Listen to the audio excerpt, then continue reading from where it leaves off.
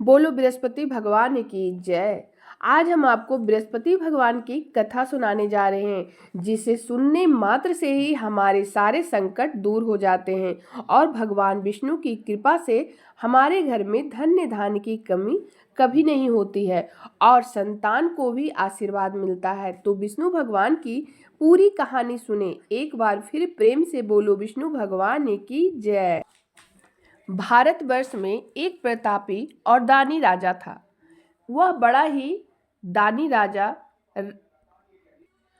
दयालु था। वह सभी नित्य गरीबों और ब्राह्मणों की सहायता करता था। यह बात उसकी रानी को अच्छी नहीं लगती थी। वह न ही गरीबों को दान देती थी और न ही भगवान के पूजन करती थी और राजा को भी दान देने से मना किया करती थी। एक दिन राजा शिकार खेलने वन को चले गए तो रानी महल में अकेली थी। उसी समय बृहस्पति देव साधु वेश में राजा के महल में भिक्षा मांगने के लिए गए और भिक्षा मांगी। रानी ने भिक्षा देने से इनकार कर दिया और कहा, हे साधु महाराज, मैं तो दान पुण्य से तंग आ गई हूँ। मेरा पति सारा धन लुटाते रहते हैं। मेरी इच्छा है कि हमारा धन नष्ट हो जाए और फिर न रहेगा बांस न बाजेगी बांसुरी। साधु ने कहा, देवी तुम तो बड़ी विचित्र हो। धन संतान से तो सभी चाहते हैं। पुत्र और लक्ष्मी को पापी के घर भी होनी चाहिए। यदि तुम्हारे पास अधिक धन हो तो भूखे को भोजन कराओ, प्यासे को पानी लगवाओ, मुसाफिरों के लिए धर्मशालाएं खुलवाओ। जो निर्धन अपनी कुंवारी कन्याओं का विवाह नहीं कर सकते हैं उनका विवाह करा दो। ऐसे और कई काम हैं जिनके करने से तुम्हारा यश लोक परलोक में फैलेगा। परंतु रानी को इस उपदेश का कोई प्रभाव न पड़ा। वह बोली, महाराज आप मुझे ऐसे ना समझाएं। मैं ऐसे धन नहीं चाहती जो हर जगह बांटती फिरूं। साधु ने उत्तर दिया, यदि तुम्हारी ऐसी इच्छा है तो तथास्तु।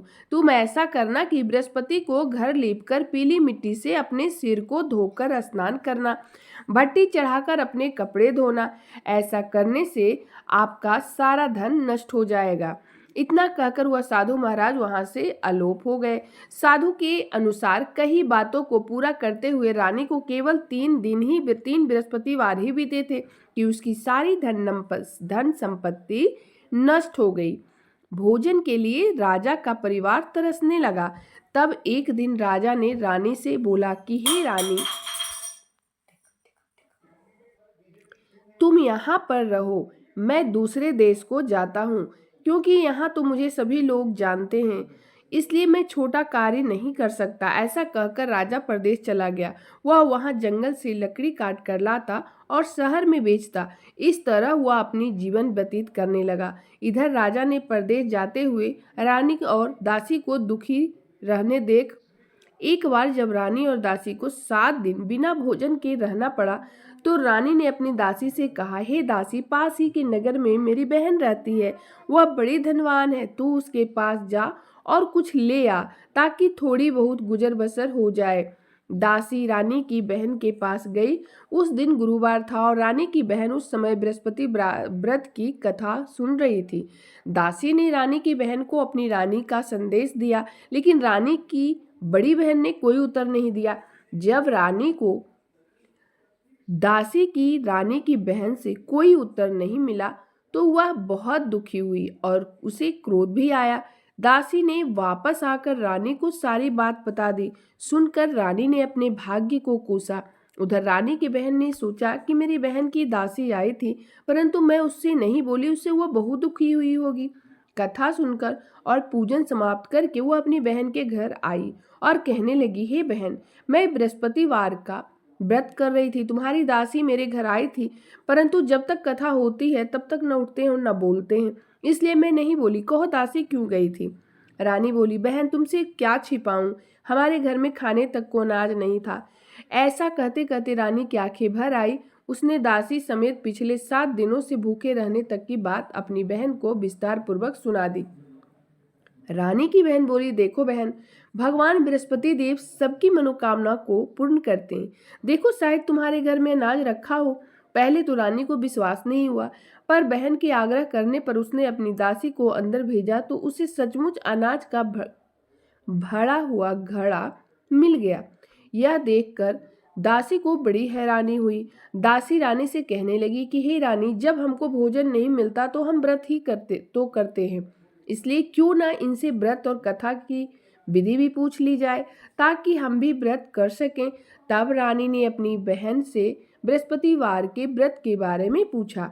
उसकी बहन ने बताया, बृहस्पतिवार के व्रत में चने की दाल और मुनक्का से विष्णु भगवान के केले की जड़ में पूजन करें तथा दीपक जलावें, व्रत कथा सुने और पीले भोजन ही करें। इससे बृहस्पति देव प्रसन्न होते हैं। व्रत और पूजन विधि बताकर रानी की बहन अपने घर लौट गई। 7 दिन के बाद जब गुरुवार आया तो रानी और दासी ने व्रत रखा। घुड़साल में जाकर चना और गुड़ लेकर आई। फिर उसने केले की जड़ तथा विष्णु भगवान का पूजन किया। अब पीला भोजन कहाँ से आए, इस बात को लेकर दोनों बहुत दुखी हुई थी। चूंकि उन्होंने व्रत रखा था इसलिए बृहस्पति देव उनसे प्रसन्न थे। इसलिए वे एक साधारण व्यक्ति का रूप धारण कर 2 थालों में सुंदर पीला भोजन दासी को दे गए। भोजन पाकर दासी प्रसन्न हुई और फिर रानी के साथ मिलकर भोजन ग्रहण किया। उसके बाद वे सभी गुरुवार को व्रत और पूजन करने लगे। बृहस्पति भगवान की कृपा से उनके पास फिर से धन संपत्ति आ गई, परंतु रानी फिर से पहले की तरह आलस्य करने लगी। जब दासी बोली, देखो रानी, तुम पहले भी इस प्रकार आलस्य करती थी, तुम्हें धन रखने में कष्ट होता था, इस कारण सभी धन नष्ट हो गया, और अब जब भगवान बृहस्पति की कृपा से धन मिला है तो तुम्हें फिर से आलस्य होता है।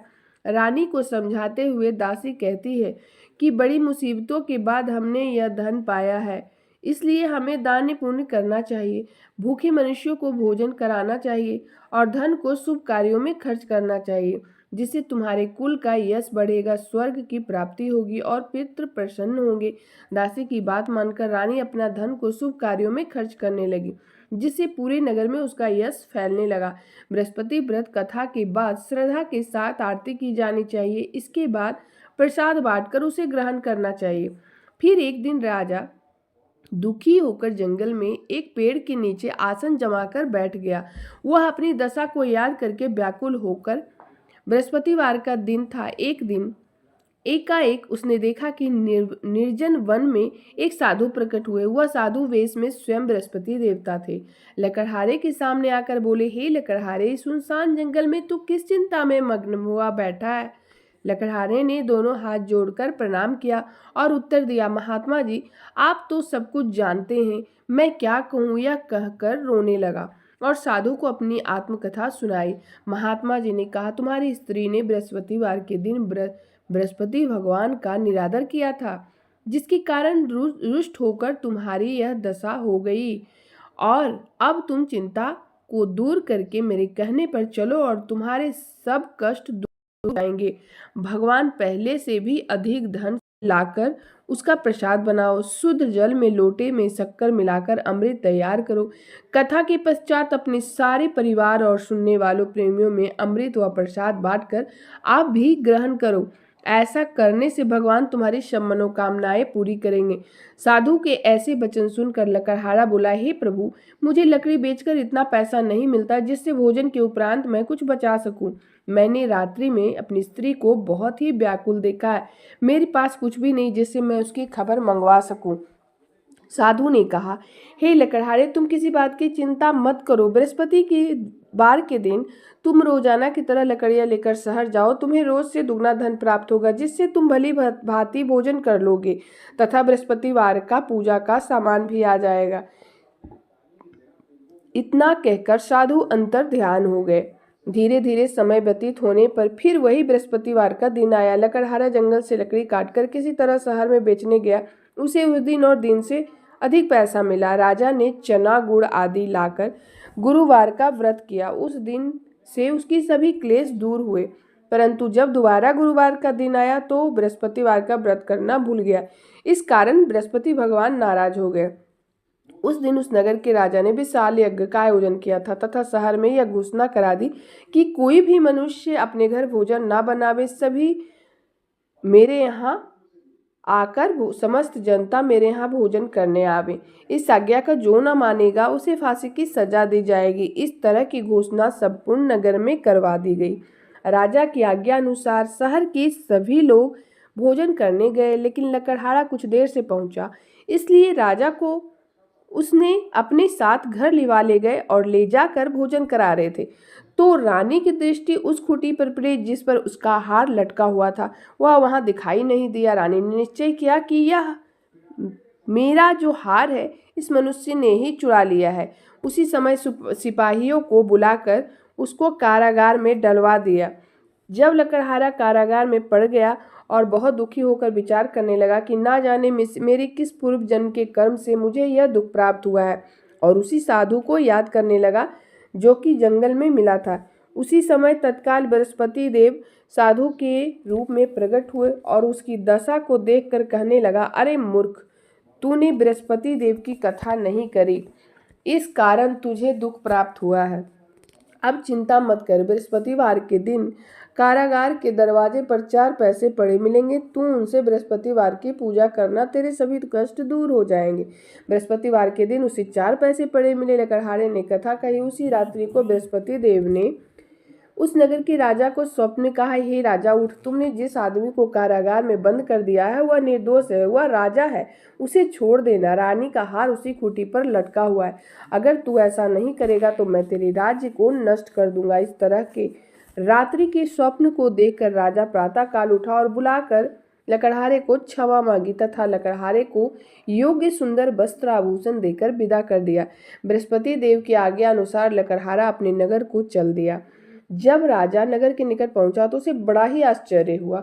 नगर में पहले से भी अधिक बाग, तालाब, कुएं तथा बहुत सी धर्मशाला, मंदिर आदि बन गई थी। राजा ने पूछा, यह सब किसका बाग और धर्मशाला है? तब नगर के लोग कहने लगे, यह सब रानी और बांदी के हैं। तो राजा को और भी आश्चर्य और गुस्सा भी आया। जब रानी ने यह खबर सुनी कि राजा आ रहे हैं तो उन्होंने बांदी से कहा कि हे दासी, देख राजा हमको कितनी बुरी हालत में छोड़ गए थे। हमारी ऐसी हालत देखकर वो लौट न जाए, इसलिए तू दरवाजे पे खड़ी हो जा। आज्ञा अनुसार दासी दरवाजे पे खड़ी हो गई। राजा आए तो उन्हें अपने साथ लिवा लाए। तब राजा ने क्रोध करके अपनी रानी से पूछा कि यह धन तुम्हें कैसे प्राप्त हुआ? तब उन्होंने कहा, यह सब धन हमें बृहस्पति देव के व्रत के प्रभाव से प्राप्त हुआ। राजा ने निश्चय किया कि 7 रोज बाद तो सभी बृहस्पति देव का पूजन करते हैं, परंतु मैं प्रतिदिन दिन में 3 बार कहानी तथा रोज व्रत करके दुपट्टे में चने की दाल बंधी रहती थी। दिन में 3 बार कहानी कहता, एक रोज। राजा ने विचार किया कि चलो अपनी बहन के यहाँ हो आवे। इस तरह निश्चय कर घोड़े पर सवार हो अपनी बहन के यहाँ चलने लगा। मार्ग में उसने देखा कि कुछ आदमी एक मुर्दे को लिए जा रहे। उन्होंने रोक कर राजा से कहा, अरे भाइयों, मेरी बृहस्पति देव की कथा सुन लो। वे बोलो, लो हमारा आदमी मर गया, इसे अपनी कथा की पढ़िए। परंतु कुछ आदमी बोले, चलो अच्छा, हम कहो, हम तुम्हारी कथा सुनेंगे। राजा ने दाल निकाली और जब कथा आधी ही हुई थी कि कथा समाप्त हो गई, आधी हुई थी कि मुर्दा हिलने लग गया, और जब कथा समाप्त हुई तो राम राम करके मनुष्य उठकर खड़ा हो गया। आगे मार्ग में उसे एक किसान खेत में हल चलाता मिला। राजा ने उसे देखा और उससे बोला, अरे भैया, तू मेरी बृहस्पतिवार की कथा सुन लो। किसान बोला, जब तक मैं तेरी कथा सुनूंगा तब तक 4 हरैया जोत लूंगा, जा अपनी कथा किसी और को सुनाना। इस तरह राजा आगे चलने लगा। राजा के हटते ही बैल पछाड़ खाकर गिर गया और किसान के पेट का में बड़ी जोर दर्द होने लगा। उसी समय उसकी माँ रोटी लेकर आई। उसने सब हाल देखा, अपने पुत्र से सब हाल पूछा और बेटे ने सभी हाल कह दिया। बुढ़िया दौड़ी दौड़ी उस घुड़सवार के पास गई और उसने बोली कि मैं तेरी कथा सुनूंगी, तू अपनी कथा मेरे खेत पर ही चलकर ही कहना। राजा ने बुढ़िया के खेत पर जाकर कथा कही, जिसको सुनते ही उसके बैल उठ खड़े हुए। किसान के पेट का दर्द भी बंद हो गया। राजा अपनी बहन के घर कुशल पूर्वक पहुंच गया। बहन ने खूब मेहमानी की। दूसरे रोज प्रातःकाल जागा तो वह देखने लगा कि सब लोग भोजन कर रहे। राजा ने अपनी बहन से कहा, कोई ऐसा मनुष्य हो जिसने भोजन नहीं किया, वो मेरे बृहस्पतिवार की कथा सुन ले। बहन बोली, हे भैया, यह देश ऐसा ही है कि यहाँ पहले लोग भोजन करते, बाद में कोई अन्य काम करते हैं। पड़ोस में कोई हो तो मैं देखा हूँ। वह ऐसा कहकर देखने चली गई, परंतु वहाँ वैसा कोई व्यक्ति नहीं मिला जिसने भोजन न किया।